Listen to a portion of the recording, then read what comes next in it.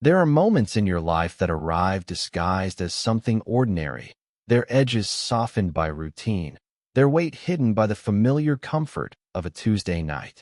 They feel like any other moment, breathable and mundane, until a single sentence is spoken into the quiet air, and suddenly the entire architecture of your world shifts on its foundation. The room you are in is the same. The person beside you is the same, and yet everything has been rendered unrecognizable, terrifying, and brilliant. For me, that moment came in the low, blue light of a movie I was no longer watching, cocooned in the stillness of my own living room, with Alex's voice, a quiet tremor beside me, cutting through the carefully constructed silence I had lived in for years. He had asked a question, a real one, and I knew that my answer, or my lack of one, would be the thing that either saved me or shattered me completely. It was a question suspended in the space between us, more tangible than the flickering images on the screen. It hung there like a photograph developing in a darkroom, its form emerging slowly from the chemical bath of our shared history, threatening to reveal a truth I had kept hidden in the shadows for so long. For years, my love for Alex had been a quiet, internal exhibition, a gallery of moments only I had attended. It was the photograph I took of him laughing, head thrown back in the summer sun, a constellation of freckles across his nose that I had mapped in my mind 1,000 times. It was the image of his hand, resting on the gear shift of his old truck, fingers long and capable, a study in unconscious grace. It was the portrait of him sleeping on this very couch, mouth slightly open, the fierce energy of his waking hours softened into a vulnerable peace.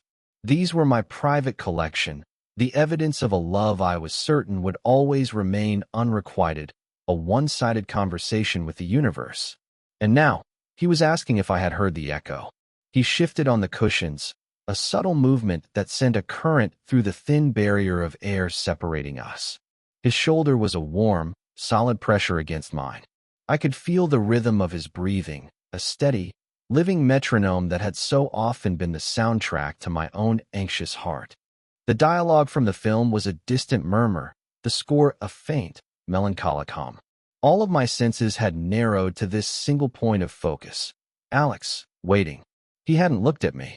His gaze was fixed on the screen, but it was a vacant stare, the kind you use when the real landscape is the one unfolding inside you. His words, when they came, were so soft I almost convinced myself I had imagined them, a desperate projection of my own yearning. Leo, my name was a fragile thing in his mouth, handled with a care I wasn't used to hearing from him. His usual tone was bright, declarative, full of the easy confidence that came from moving through the world as if it were his natural element, like water to a swimmer. This was different. This was hesitant. This was the sound of someone standing at the edge of a precipice, checking for solid ground. I didn't answer immediately. I couldn't. My throat had closed up, a knot of fear and a wild, soaring hope tangled together so tightly I couldn't breathe past it. To speak would be to admit I had heard, and to admit I had heard would be to acknowledge the question that I knew, with a bone-deep certainty, was coming next. He tried again, his voice even lower, a whisper meant only for me. I have this feeling. About you. About this, he made a small, vague gesture with his hand, indicating the space between us, the couch, the quiet room, the whole fragile ecosystem of our friendship. I don't know what it is. It's just there. A feeling. He finally turned his head, and in the dim light, I saw the profound, terrifying uncertainty in his eyes. They were wide, searching my face for some kind of map, some kind of permission. Do you feel it too? And there it was. The demolition of the ordinary. The moment that divided my life into a before and an after. Before, I was the quiet observer, the loyal friend, the keeper of a hopeless secret. After was a blank, undeveloped frame. It could be a masterpiece of light and connection, or it could be a ruin of overexposure, a painful, chemical burn. Everything depended on the next few seconds, on the word I would choose to expose to the light. I felt the weight of all the years I had known him, of every shared laugh and silent understanding, pressing down on me. The weight of his trust, and the fragile, beautiful thing that was my own heart, which I had guarded for so long and now might have to offer up as a sacrifice. He was waiting for my answer, and the silence stretched, taut and shimmering, full of every possibility I had ever dreamed of and every loss I had ever feared. We had met in the way that feels almost cliché for college stories, thrown together by the arbitrary architecture of university life. I was a freshman, majoring in photography, a quiet kid from a quiet town who felt more at home behind a lens than in front of anyone. My camera was a shield, a way to participate in the world at a safe distance, to frame it and understand it without having to be fully immersed in its chaotic currents. Alex was a sophomore, a star swimmer, and the human embodiment of those currents. He moved with an energy that seemed to draw everything into his orbit. He was loud and bright and effortlessly charming, the kind of person who collected friends like he was collecting sunlight. We shouldn't have worked. We were opposing forces, light and shadow, stillness and motion. Our collision point was the University Athletic Center. I had a work-study job, taking promotional photos for the various sports teams. It was the perfect gig for me. It gave me access and a purpose, a reason to be at the loud, boisterous heart of campus life without having to be part of the noise. I could observe. I could capture the peak of a diver's arc, the explosion of a sprinter off the blocks, the fierce camaraderie of the basketball team. And I could capture Alex. I spent hours at the aquatic center, the air thick with the smell of chlorine and the echoing shouts of the coach. I learned to love that smell, to associate it with him. While the other photographers focused on the splashy, dynamic action shots, I found myself drawn to the moments in between. Alex, after a grueling set, resting his arms on the lane line, head bowed, water sluicing from his hair and shoulders. Alex, listening intently to his coach, his brow furrowed in concentration, a droplet of water clinging to the end of his eyelash. Alex, joking with his teammates, his laugh a loud, barking sound that filled the cavernous space. He noticed me eventually. Not me, precisely, but my work. The athletic department put up a display of the best photos from the fall semester, and a few of mine were chosen. One of them was of him. It wasn't a triumphant victory shot. It was a quiet one I'd taken from the high dive platform, looking down. He was floating on his back between sets, eyes closed, arms spread wide, completely surrendered to the water. The surface was a perfect, turquoise mirror, broken only by his form. He looked peaceful, almost prayerful. It was a side of him I suspected few people saw, the stillness beneath the churning energy. He found me in the darkroom a few days later, knocking on the heavy door that I usually kept locked. He was holding a printed copy of the photo. "This is yours, right?" he'd asked, his voice softer than I'd ever heard it. I just nodded, my heart hammering against my ribs. "It's really good," he said. "You made the pool look, I don't know, calm." He looked at me then, really looked at me for the first time, and a slow smile spread across his face. "You're Leo, right? The camera guy?" That was the beginning. He started seeking me out. He'd pop into the darkroom with coffee, curious about the process, watching in the dim red light as I agitated the developing trays, and an image of one of his teammates slowly bloomed into existence on the paper. He found it magical. "You literally pull memories out of the air," he'd said once, his voice full of genuine awe. He started inviting me to things, team dinners, late-night study sessions at the library. At first, I was hesitant, convinced I wouldn't fit in with his constellation of bright, athletic friends. But Alex made it easy. He had a way of creating space for people, of pulling you into his warmth without making you feel like you were trespassing. He'd introduce me simply as my friend, Leo, a title that felt like a gift every time he said it. My feelings for him grew so subtly that I barely noticed it happening, like the slow creep of ivy up a brick wall.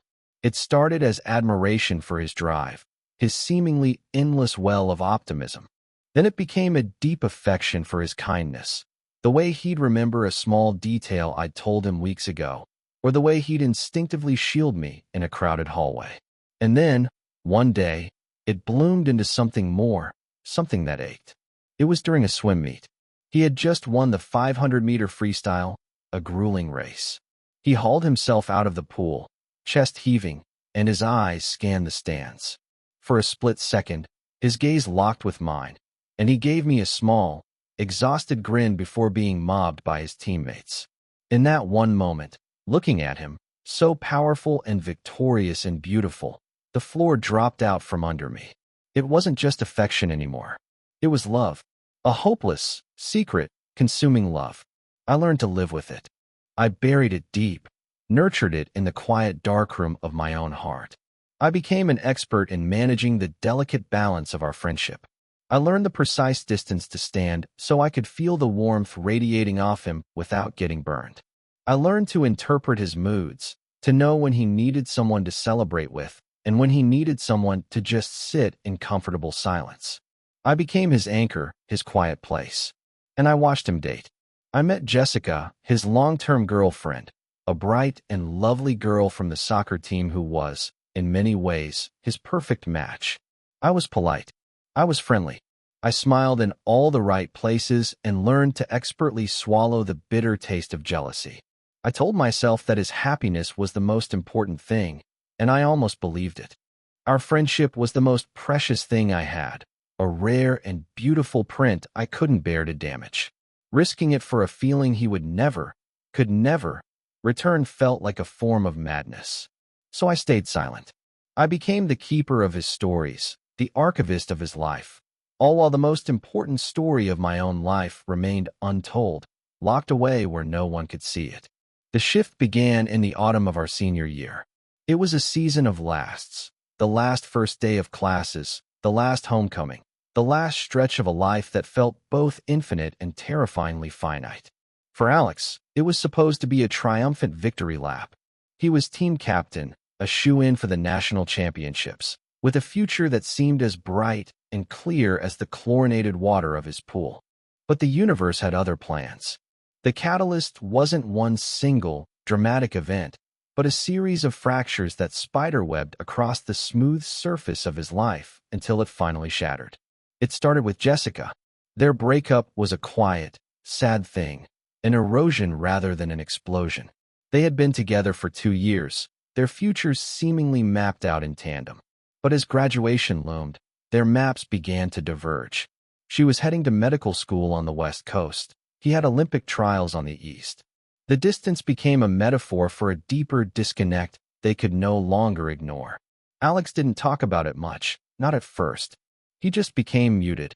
The brilliant, high-wattage energy that had always defined him seemed to dim, the way a city skyline fades in a thick fog. He threw himself into his swimming with a grim, punishing intensity that worried his coach and his teammates. He was training harder than ever, but the joy was gone.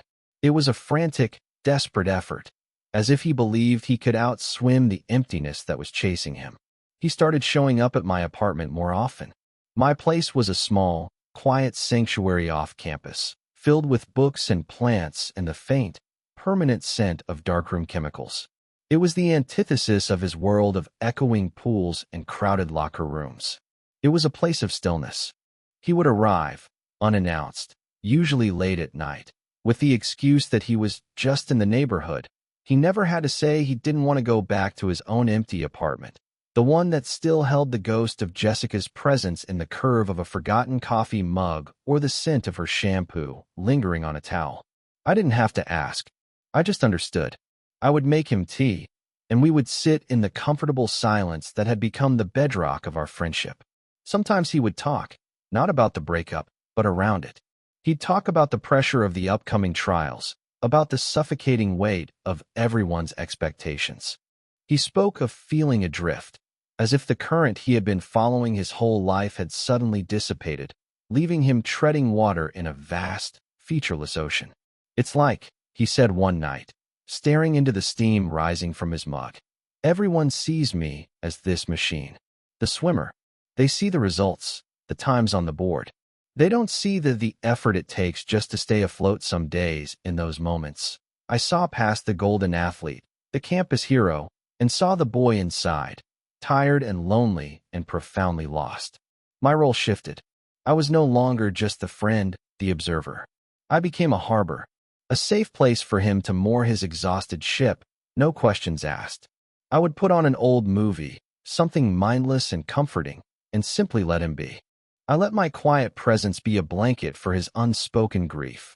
And it was in that shared quiet, in that unspoken understanding, that the carefully drawn boundaries of our friendship began to dissolve like salt in water.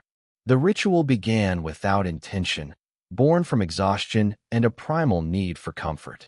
It started on the couch, the same worn, gray couch that would later become the stage for his quiet confession.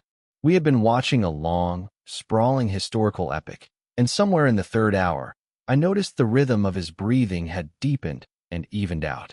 I glanced over, and his head had lolled to the side, his face slack with the profound, unguarded peace of true sleep. A wave of something fierce and tender washed over me. It was an instinct so pure it bypassed thought entirely. The need to protect this moment, to protect him. I carefully rose, retrieved the thick wool blanket from the back of my armchair, and draped it over him. My fingers brushed against his arm, and the warmth of his skin was a small, electric shock. I stood there for a long time, just watching him, my heart a painful, swollen thing in my chest. This felt like a transgression, an intimacy I hadn't earned, but it also felt like the most natural thing in the world. That first time became the template. Movie nights at my apartment became our unspoken routine, a standing appointment in a world that felt increasingly unstable for him. And more often than not, he would fall asleep. I never commented on it. I would simply let the movie end, turn off the lights, and leave him there, a silent guardian watching over his rest. I would go to my own room, lie in my own bed, and listen to the sound of him breathing in the next room. It was a unique form of torture, a sweet agony. He was so close, a fragile wall of drywall, and paint the only thing separating us, and yet he was a world away. I would lie awake for hours, my mind cataloging every sensory detail. The soft sigh he made as he shifted on the cushions, the faint scent of chlorine that clung to him even after a shower, the solid, reassuring presence of him in my home. My apartment, once my solitary sanctuary, now felt more like a home because he was in it. The ritual escalated, as rituals often do. One night, after he'd woken up on the couch around 3 in the morning, stiff and disoriented, he looked at me with bleary eyes. "My neck is killing me," he grumbled, rubbing it. "Next time, just wake me up and I'll take the guest room." It was a statement, not a question, a presumption of an invitation that I had already silently extended weeks ago. So the couch was replaced by the guest room. But the new geography created a new kind of tension. He would say goodnight at the door of the small, spare room I kept for the rare family visit, and I would retreat to my own bedroom down the hall. But he started leaving the door ajar. Just a crack. It was a sliver of light and sound, a permeable boundary. I became obsessed with that open door. Was it an accident? A careless oversight? Or was it a signal, a subconscious invitation? My nights were spent in a state of hypervigilance, interpreting the shadows and sounds that drifted from that sliver of space. It was a line he had drawn in the sand, and I was terrified to cross it. But the invitation, real or imagined, was a constant, low-level hum beneath the surface of my days. Then came the night of the storm. A violent, late autumn tempest rolled in, rattling the windows and cutting the power. We were plunged into a sudden, disorienting darkness, the only light coming from the frantic flashes of lightning that illuminated the room in stark, ghostly tableaus. Alex had always hated thunderstorms. It was a childhood fear he'd never quite shaken, a vulnerability he rarely admitted. I saw it in the way his shoulders tensed, the way his easy laugh disappeared. I lit a few candles, their small flames dancing and casting long, wavering shadows on the walls. We sat on the floor, the space between us charged with the storm's energy. After a particularly loud clap of thunder that shook the entire building, he spoke, his voice barely audible over the drumming of the rain. "Hey, Leo, this is going to sound stupid, but I really don't want to be alone right now." My heart stopped. I knew what he was asking, and what he wasn't. It wasn't a proposition. It was a plea, a simple, human need to not face the dark by himself. "It's not stupid," I said, my own voice steadier than I felt. I didn't offer the guest room. We both knew that wasn't what he was asking for. The unspoken thing hung in the air, my room. My bed. After a moment that felt like an eternity, I just nodded. Okay. We navigated the dark hallway to my bedroom. The space felt different with him in it, charged and sacred. I gave him a t-shirt to sleep in, and we climbed into the bed from opposite sides, the distance between us feeling like a vast, empty continent. We lay there on our backs, staring up at the ceiling that was alternately black and brilliantly illuminated by the lightning outside. The silence was absolute, broken only by the storm and the frantic beating of my own heart. Hours passed. The storm raged on. I thought he had fallen asleep, but then his voice came out of the darkness, small and uncertain. Can I? He didn't finish the sentence. He didn't have to. I felt him shift, a tentative movement across the mattress, closing the distance between us. And then, his arm was around me, pulling me against his chest. He tucked my head under his chin, his other hand coming up to rest in my hair. It was not a sexual touch. It was something far more profound, more earth-shattering. It was the touch of someone seeking refuge, of someone offering it in return. He held me tightly, as if I were his anchor in the storm, and I could feel the frantic energy in him slowly begin to subside. His breathing deepened, his body relaxed, and he finally fell asleep, his chin resting on the top of my head. I lay there, rigid and breathless, held by the boy I loved, a prisoner of my own impossible dream come true. This, I knew, was a new ritual, a dangerous, beautiful, heart-stopping ritual, and I knew, with a terrifying certainty, that I would never be able to go back. The storm passed, but the new geography of our nights remained. The pretense of the guest room was abandoned, a silent casualty of that rain-lashed night. His overnight stays at my apartment became the norm, and my bed became our shared space. It was a territory governed by unspoken rules, a delicate and intricate dance of plausible deniability. We never spoke of it in the morning light. The day would arrive, bright and ordinary, and we would be friends again, making coffee, talking about classes, his training, my latest photo project. We would carefully reconstruct the platonic architecture of our relationship, studiously ignoring the memory of our bodies curled together in the dark. But night would fall again, and the unspoken agreement would reassert itself. We would end up in my bed, a silent gravitational pull drawing us there. For me, those nights were a symphony of sensory overload, a masterpiece of quiet torture and exquisite joy. I became a scholar of his sleep. I learned the subtle shift in his breathing that signaled his descent from light dozing into a deep, dreamless state. I memorized the exact weight and warmth of his arm draped over my waist, the solid, reassuring pressure of his chest against my back. Sometimes, in the deepest part of the night, I would allow myself a small transgression. I would let my fingers lightly trace the line of his shoulder blade or the curve of his spine, a fleeting, ghost-like touch that he would never feel, a secret conversation between my hand and his skin. I was living in a state of suspended disbelief.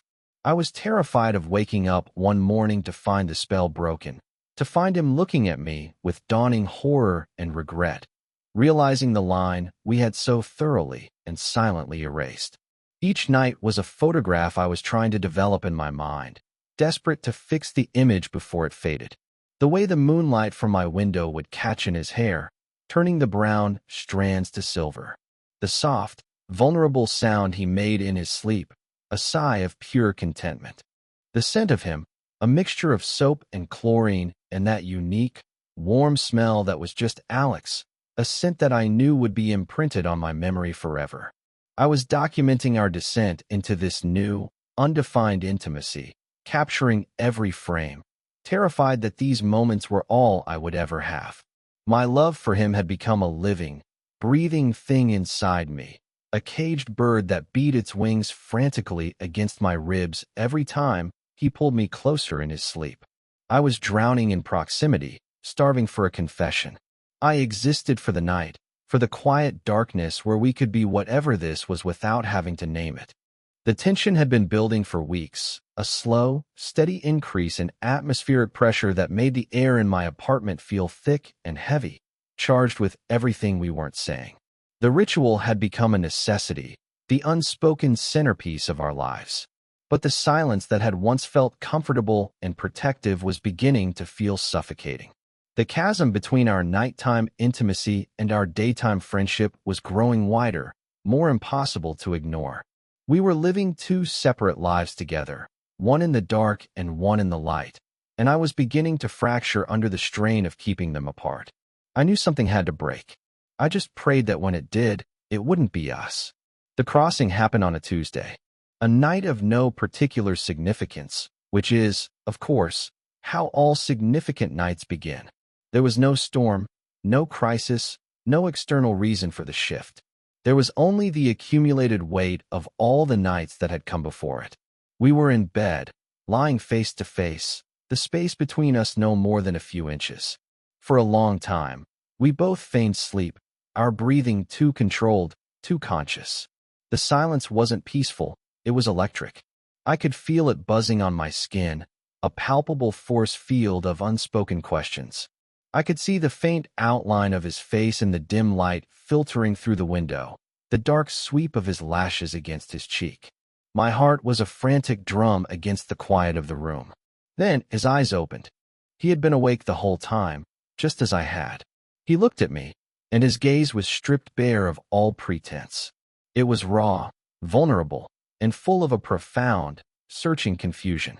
The carefully constructed walls of our plausible deniability crumbled to dust in that single, shared look. He knew, and he knew that I knew. We were no longer two friends sharing a bed for comfort. We were two people on the verge of a terrifying revelation. His voice, when it came, was a frayed whisper, the sound of a nerve being exposed. "Leo, my name," again, said with that same fragile care as it was on the couch.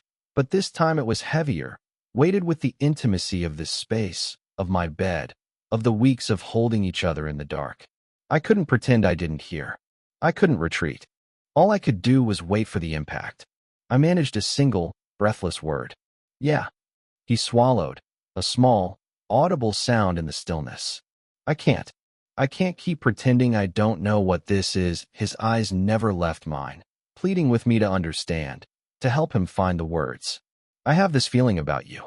About this, his hand, which had been resting on the pillow between us, moved, his fingers tentatively brushing against mine. The contact was a spark that lit up my entire nervous system. "I don't know what it is," he repeated. The words from the couch echoed now in this more sacred space. "It's just there. A feeling." He paused, gathering his courage. He finally looked down at our hands, then back up to my face, his expression a mixture of fear and desperate hope. "Do you feel it too?" This time, the question didn't paralyze me. The terror was still there, a cold knot in my stomach, but it was overshadowed by a vast, surging wave of relief. The secret I had carried alone for so long was finally out in the open, reflected back at me in his eyes. He felt it. He felt it too. The bird in my chest stopped beating against its cage and began to sing. My voice was shaky, but it was mine. "Yes," I whispered. "Alex, I've always felt it." A universe of emotion passed over his face at my confession. Shock, disbelief, and then a slow, dawning wonder. The tension that had held his features so tight seemed to melt away, replaced by a vulnerability that took my breath away. He moved his hand, his fingers lacing with mine, a firm, definite clasp. It wasn't an accidental touch in the dark. It was a choice. His thumb stroked the back of my hand, a small, reassuring gesture that spoke volumes. He took a deep breath, his eyes searching mine, asking one more question, the most important one. "Would it be okay?" he breathed, the words barely there. "If I kissed you?" It wasn't a demand. It wasn't a move born of passion or impulse. It was a request for permission. It was an act of profound respect for me, for our friendship, for the terrifying, beautiful new ground we were standing on. It was the most romantic thing anyone had ever said to me. All I could do was nod, a small, jerky movement, because words had failed me completely. He leaned in slowly, giving me every opportunity to pull away, to stop him. I didn't. I met him halfway, and his lips met mine. It wasn't a fiery, cinematic kiss. It was gentle. It was tentative. It was a question and an answer all at once. It tasted of uncertainty and salt, and a hope so intense it felt like coming home. It was a quiet discovery in the dark, a confirmation of a truth that had been hiding in plain sight all along. It was the beginning of everything. The morning after was a landscape of blinding, awkward light. The gentle, permissive darkness that had held our confession was gone, replaced by the unforgiving clarity of day. I woke up first, to the feeling of an empty space beside me. Alex was gone, not just from the bed, but from the room. A cold dread, sharp and immediate, coiled in my stomach. I lay there for a moment, listening. I could hear him moving around in the kitchen, the clink of a mug, the sound of the coffee maker gurgling to life. The sounds were normal, domestic, but they felt alien. The world had tilted on its axis last night, and I didn't know if we could find our balance in this new, brighter gravity. I finally forced myself out of bed and walked into the living room. He was standing by the counter, his back to me, staring out the window. He was dressed, holding a mug of coffee he hadn't touched. The air was thick with a new kind of silence, not the comfortable quiet of before, but a brittle, anxious stillness. He must have heard me, but he didn't turn around. "Hey," I said, my voice sounding rough and unfamiliar. He flinched, a barely perceptible tightening of his shoulders. "Hey," he mumbled back, still not looking at me. He took a sip of his coffee. I should probably get going. Got an early practice, it was a lie. I knew his schedule. His practice wasn't for another 3 hours. He finally turned, but he wouldn't meet my eyes. His gaze darted around the room, landing on the couch, the bookshelf, anywhere but my face. The open, vulnerable boy from last night was gone, replaced by a stranger wearing a mask of casual indifference, and it was a terrible fit. Panic began to claw its way up my throat. "Alex," I started, but he cut me off. "Last night," he said, shaking his head slightly, a gesture of negation. "Look, I was confused. Tired. It was a mistake." The word mistake landed like a physical blow. It sucked the air from my lungs, the warmth from the room. He had taken the beautiful, fragile thing we had shared and labeled it as an error, a moment of weakness. He finally looked at me, and his eyes were full of a desperate, panicked plea. "We're good, right? We're still friends." He was asking me to help him erase it, to pack the kiss, the confession, the feeling, back into a box and pretend it never existed. He was asking me to return to the quiet agony of before, only now it would be 1,000 times worse, because now I knew what I was missing. I felt a surge of anger, hot and sharp, cutting through the hurt. It wasn't anger at him, not really. It was anger at the fear that was making him do this, the fear that was making him choose a comfortable lie over a terrifying truth. But all I could do was nod. I couldn't force him. I couldn't make him be brave. "Yeah," I said, the word tasting like ash in my mouth. "We're good." He gave me a relieved, grateful look that felt like another betrayal, grabbed his gym bag, and was out the door before I could say another word. The apartment was silent again, but this silence was different. It was empty. It was the silence of loss. The days that followed were a special kind of hell. Alex retreated, erecting walls where there had once been open doors. He answered my texts with short, non-committal replies. He was suddenly, conveniently, always busy. He was avoiding me, and he wasn't even being subtle about it. The withdrawal was a confirmation of my deepest fears, that I had misread everything, that I had mistaken a moment of lonely vulnerability for something more, that I had ruined the best friendship I had ever had. I spiraled. I revisited every moment, every touch, every shared silence, re-examining them through this new, painful lens. Had it all been in my head? Was I just a source of convenient, temporary comfort for him, a warm body in a storm? The thought was humiliating, devastating. After nearly a week of this agonizing distance, I knew I couldn't let it go. I couldn't live in the ruins of our friendship, haunted by the ghost of what happened. The ambiguity was killing me. I needed the truth, even if it was the truth I feared the most. I needed to hear him say it to my face, not run from it. I drove to his apartment, my hands shaking on the steering wheel. I found him just as he was getting back from practice, his hair still damp, his face etched with exhaustion. When he saw me standing by his door, his expression shuddered. He looked like a cornered animal. "Leo," he said, his voice flat. "What are you doing here?" "We need to talk," I said, my own voice firmer than I expected. "Not about what you think. About us. About our friendship. Because whatever this is, this avoiding me, this pretending, it's not friendship. And if I broke it, if I ruined it, then you need to just tell me. I can't live in this silence, Alex. It's not fair." My demand hung in the air between us. I had forced the confrontation. He couldn't run anymore. He sighed, a deep, weary sound, and the fight seemed to go out of him. He unlocked his door and gestured for me to come inside.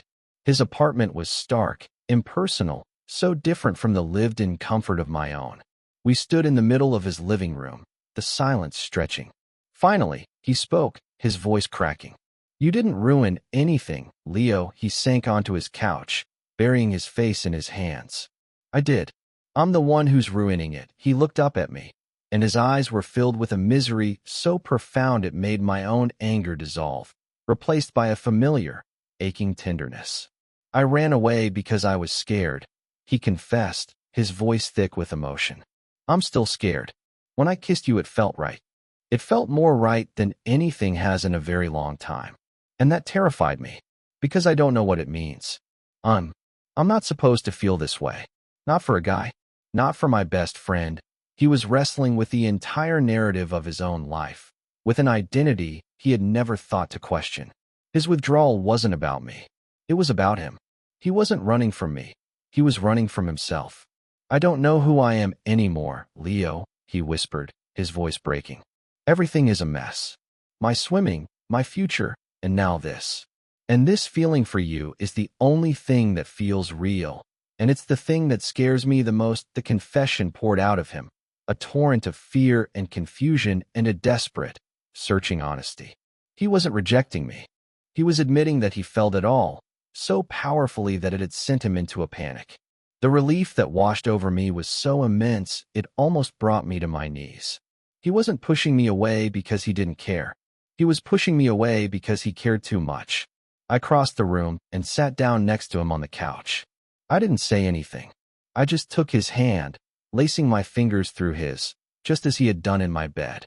He gripped my hand tightly, like a drowning man clinging to a lifeline.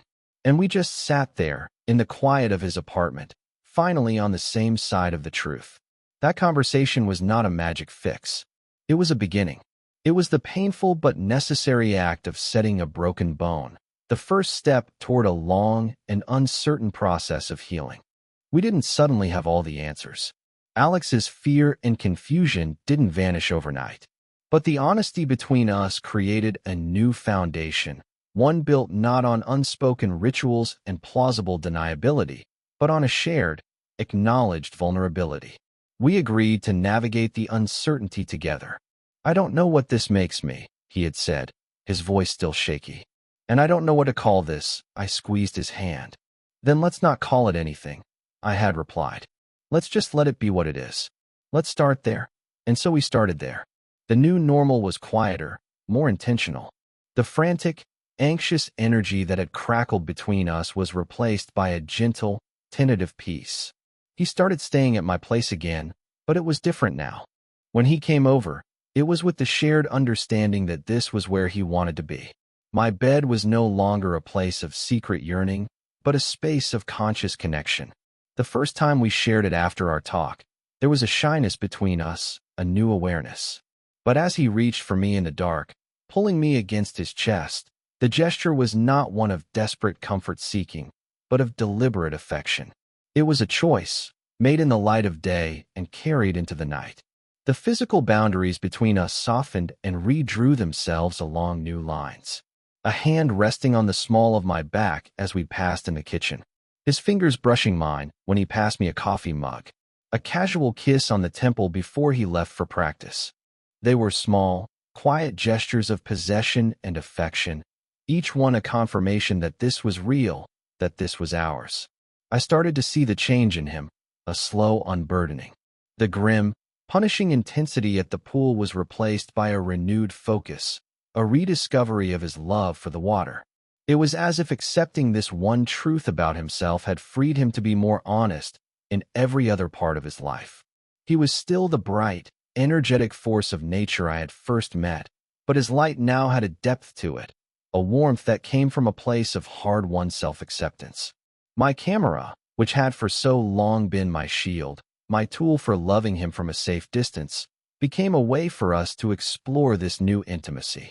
I started taking pictures of him again, but not just the athlete. I photographed him asleep in my bed, the morning light tracing the curve of his shoulder. I photographed him reading on my couch, his brow furrowed in concentration. I photographed him laughing in my kitchen, his face open and unguarded. These were not images for a university brochure. These were for us. They were the documentation of our quiet life, the slow, beautiful development of our shared world. He was no longer just my subject. He was my partner, an active participant in the story we were creating frame by frame. We began to build a life in the beautiful, honest silence we had learned to create together. The grand, sweeping questions about identity and labels faded into the background, replaced by the simple, profound realities of everyday intimacy. The comfort of his presence, the easy rhythm of our days, the security of knowing that at the end of the day, we would find our way back to each other, to the quiet sanctuary of my room. The door was closed now, not to shut the world out, but to keep us in, together, on the same side. We had navigated the storm and found our harbor. I think back to that night on the couch, the moment that split my life in two. The terror of his question and the unbearable hope it ignited. It's strange how the most revolutionary moments of our lives are often the quietest. They are not the loud explosions or the dramatic declarations, but the whispered confessions in a darkened room, the tentative reaching of a hand across a small space. They are the moments when we choose to expose our most fragile, undeveloped truths to the light, trusting that the person we show them to will handle them with care. Alex gave me that trust, and in doing so, he taught me that the bravest thing we can ever do is to ask, to confess, to simply feel. And the most beautiful thing we can ever receive is to hear someone whisper back, in the shared and sacred quiet, that they feel it too.